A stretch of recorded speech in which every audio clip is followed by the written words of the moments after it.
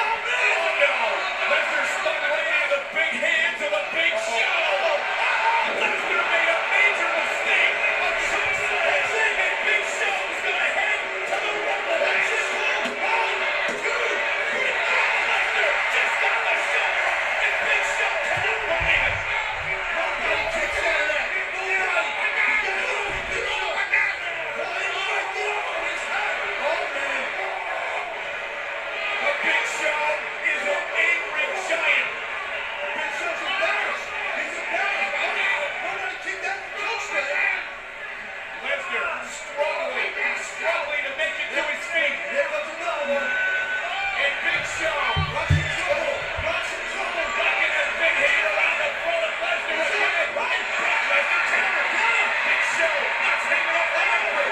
He got an injection, put him up. Aside, he took the pain, and outside, to the 400-pound Big Show.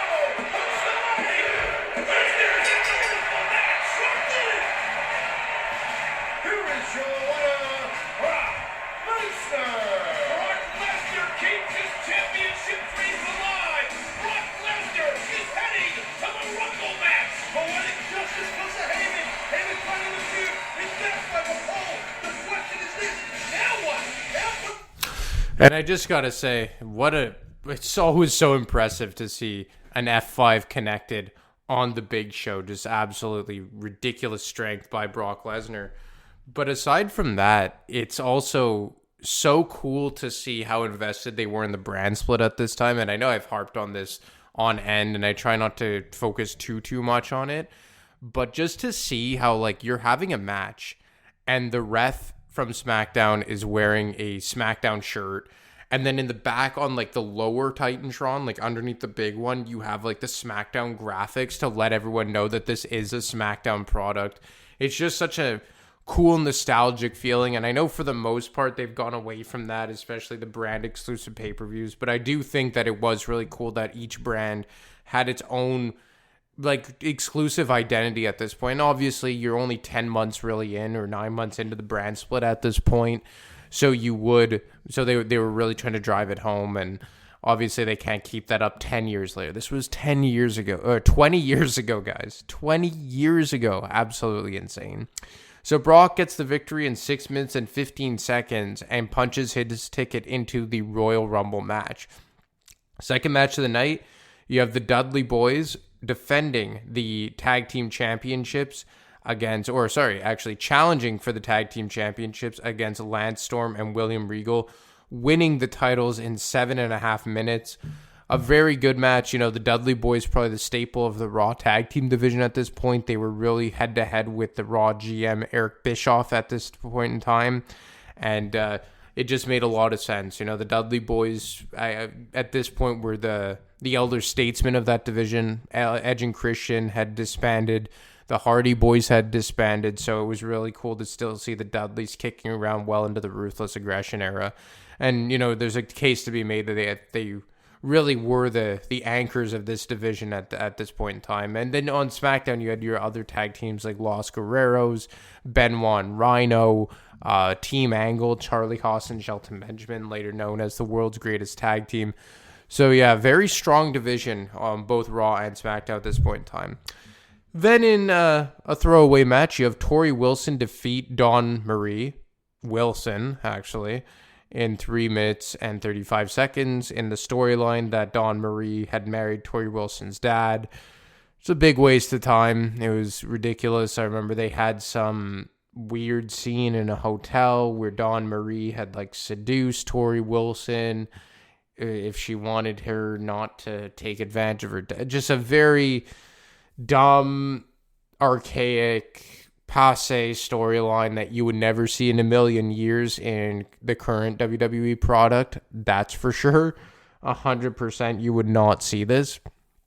But, I mean, this is what WWE was back in the day. That aside from 1 or 2 women, maybe sometimes 3 involved in the championship picture, they really sexified women and they were objectified. And it's just very happy to see that 20 years later we've made all this progress. I'll leave it at that. Then you have Scott Steiner challenging Triple H for the World Heavyweight Championship. And if I cover back when this show was Rivalries, I covered this storyline about how, or this rivalry rather, about how kind of underwhelming it was. And it kind of speaks to how desperate WWE was for top tier babyfaces. That Scott Steiner just waltzed into WWE in, I believe it was December, and just automatically punched his ticket into a world championship match and right to the top of the Raw card. And it just goes to show how short-lived Steiner's run was with the company. at least at the top of the food chain, because he challenged for the world championship at this pay-per-view and the following one at No Way Out in Montreal. And then he never even was on the WrestleMania card. How crazy is that? You main event your brand's side of things on back-to-back pay-per-views, and then you immediately just don't even see the Mania card. Very, very bizarre. And this storyline, apparently there was rumors that he and Triple H did not get along backstage, and a lot of the build to this was based on who was bigger, who was more muscular. You know, you had the pose off, the arm wrestling competition, the bench pressing competition, and just a very underwhelming program that I'm sure many people would have liked to end after just one match at the Royal Rumble. But obviously, after this ending, we knew we were unfortunately going to get a second match.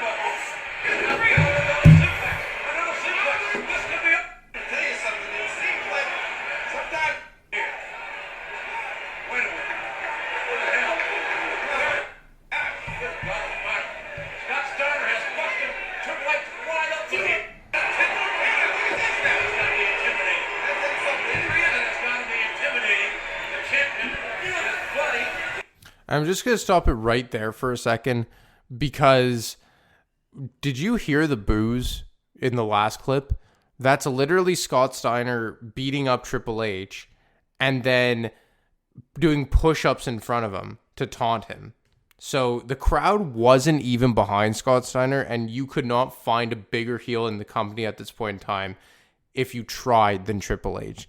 So it just goes to show you what the fans really felt about this pay-per-view at this point, or not this pay-per-view, this rivalry, and particularly the perceived protagonist in Scott Steiner as we enter, or we approach the close of this match.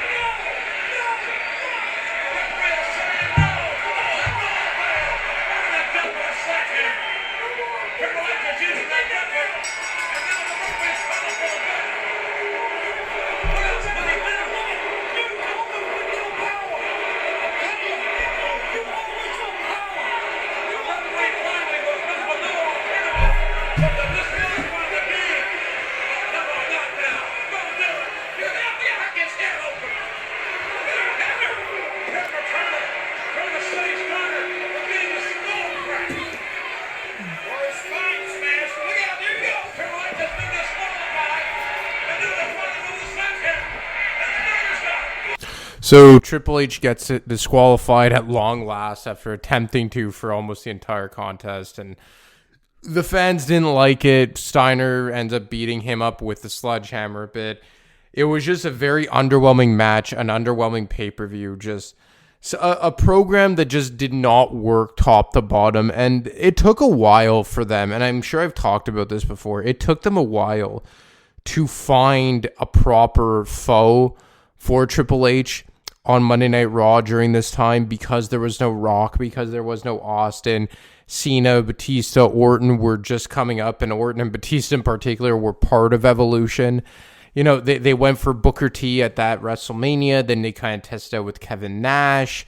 Then it went into Goldberg, and Goldberg was probably the best one during this period.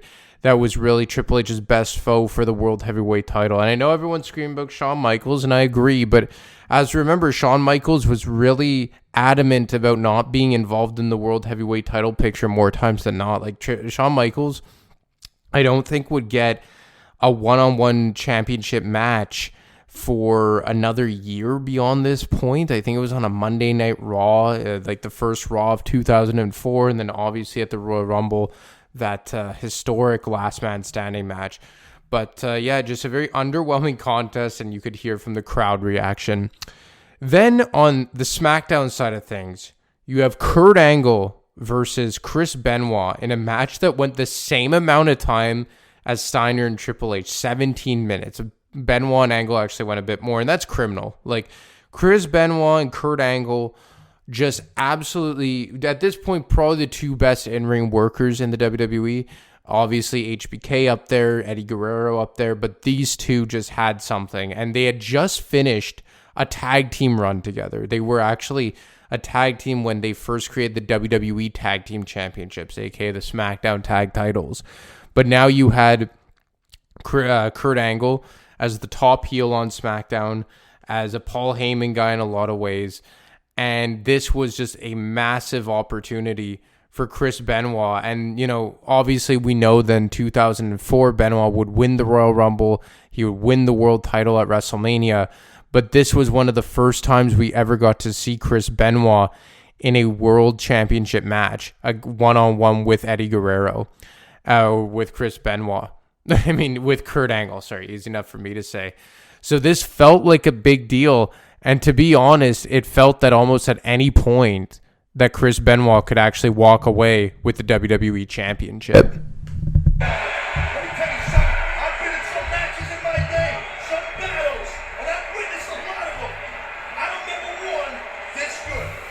Talk about the road to WrestleMania. Taz, this match could headline WrestleMania. The show of respect for over 15,000. Right side! Short slice again. Big right hand back in. And then short right. And the side bill will let go. Is Angle going to tap? Is Angle the champion going to tap out? And Angle somehow won't tap out. Angle lines into an ankle lock. I can't believe it. Benoit's in trouble. And Benoit Robinson still trying to. But Angle still has the ankle locked in. Like a pit bull could have not let go. And you see Chris Benoit's ankle. His claw gets twisted. Benoit ain't connected to the ropes. The challenger hits the ropes. Yeah, he does. The challenger, Angle, like that pit bull. He's so tenacious. He's in the ankle. Relentless. That's what makes Kurt Angle so damn good. He's a great athlete. Oh, he's gonna counter it. He didn't counter. Angle will let the throw the boot. The ankle lock is still locked in. Come on, Benoit. Hang in there. Try and counter it. Benoit trying to lift it to the bottom rope. Look at the position of Benoit's ankle. Angle brings Benoit back to the middle of the ring. And he flips the ankle even more. Really not going away with the ankle lock. And the ankle lock, all the wrestlers around it. Benoit is in no man's land. And Benoit passed out.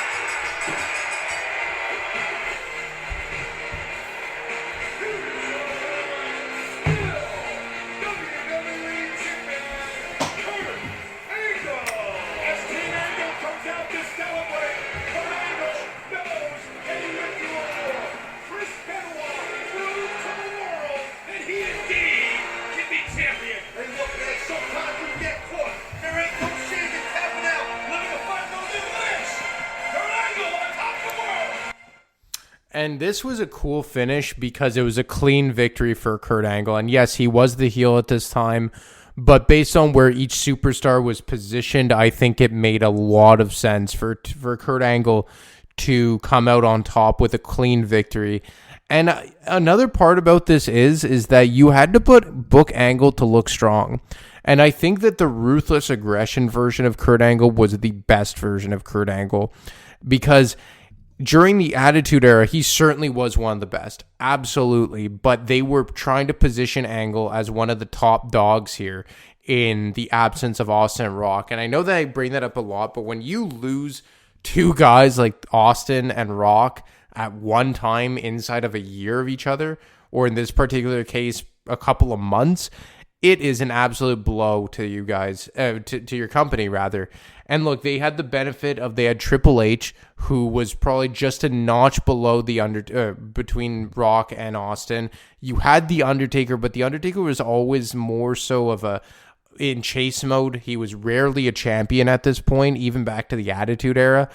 And you know, he went about 4 years between world titles, where he had the WWE Championship in early 2002, and then he would only regain a world championship at WrestleMania in 2007. So that was 5 years between The Undertaker holding a world title.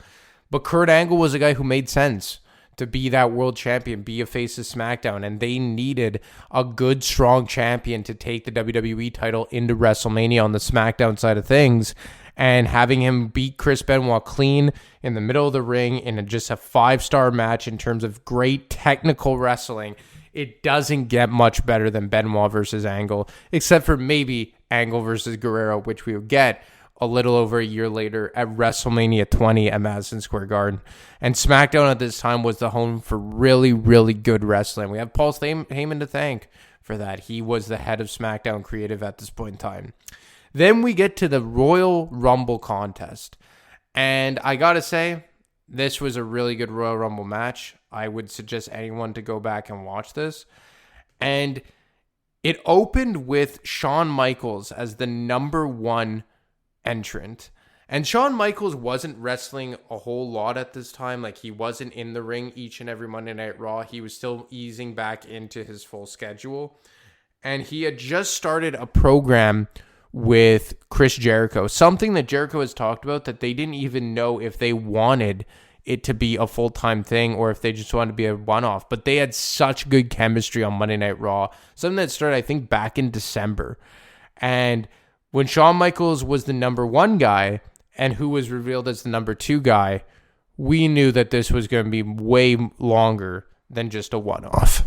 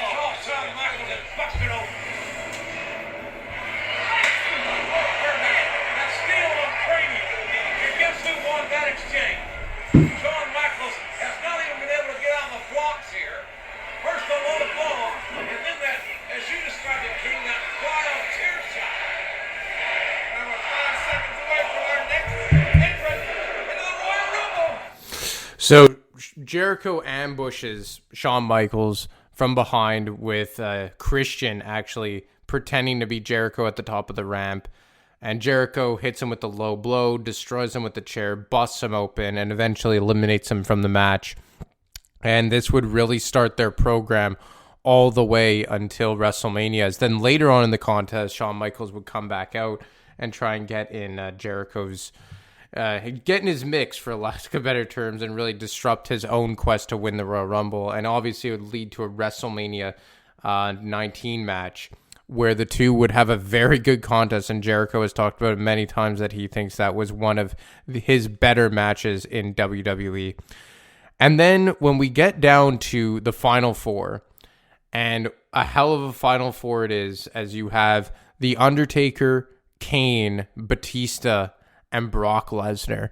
And you have four massive dudes, and you also have two guys who are on the up and up, specifically one of them in Brock Lesnar, who had just recently qualified for the Royal Rumble match.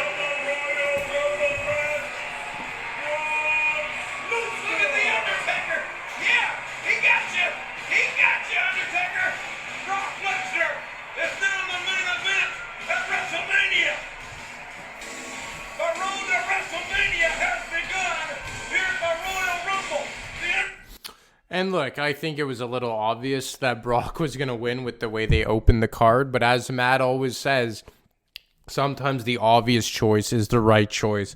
And that in this particular case, I think that this was the correct yet obvious choice.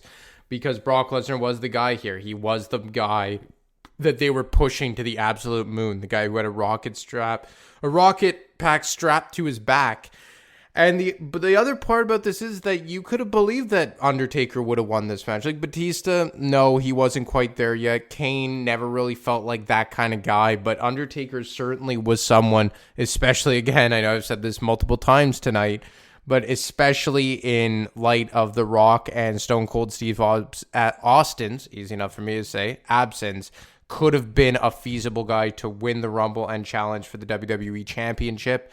But obviously, they decided to go with the young blood, and Brock Lesnar is that guy that ultimately wins the Royal Rumble match in 2003 and would go on to challenge Kurt Angle for the WWE Championship in the main event of WrestleMania 19 from Safeco Field in Seattle. A really, really good WrestleMania. And if you guys listen to my show I believe it was a few months ago at this point, of my top 5 WrestleManias, WrestleMania 19 is in there. A hell of a pay-per-view, and I would suggest that Mania any day of the week. But anyway, guys, that's all I got for you today. I hope you enjoyed our coverage of the Royal Rumble 2003. As always, you can catch me on Twitter at ADemarco25. You can catch Matt on Twitter at wrestling_audio, or you can email him each and every week for the WWE podcast mailbag. Anyway, guys, enjoy your weekend. I will talk to you next week. Thanks for listening to the WWE Podcast. Don't forget to subscribe on your favorite podcast app so you don't miss a show, or head to WWEpodcast.com. And for all of these shows ad-free, head over to patreon.com/WWE Podcast. Until then, we'll see you next time.